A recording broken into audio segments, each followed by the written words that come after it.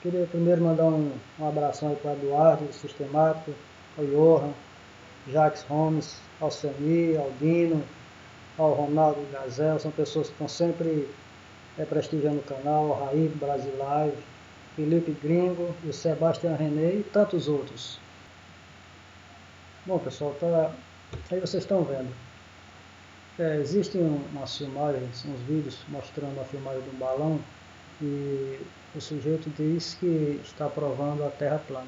Aqui eu reproduzi a mesma coisa. Vocês veem que à medida que eu movimento, ou seja, quando o balão está subindo ou descendo, olha, tem uma hora que mostra a curvatura, agora, olha, curvatura, uma reta, ele só mostra mais essa imagem aqui, e ligeiramente uma superfície côncava. Veja aqui, ó, uma reta, mostrando a parte da curvatura, e aqui numa imagem mais ampliada, veja, ó, parte côncava, uma reta e uma curvatura.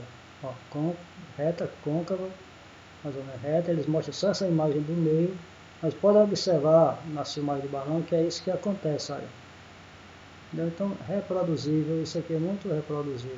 Veja, ó, quando você, ó, côncava, pronto, essa é a imagem que eu fiz aqui no globo, aquele globo que vocês já conhecem.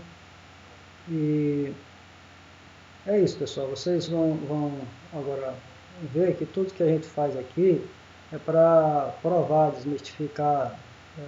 Tem muita gente que assiste um vídeo e continua se enganando e enganando outras pessoas, tá bom? Vocês vão ficar agora com um show de imagens de um caleidoscópio eletrônico que eu fiz aqui, para você ver que coisa linda aí. Então, um abração a todos e até o próximo vídeo.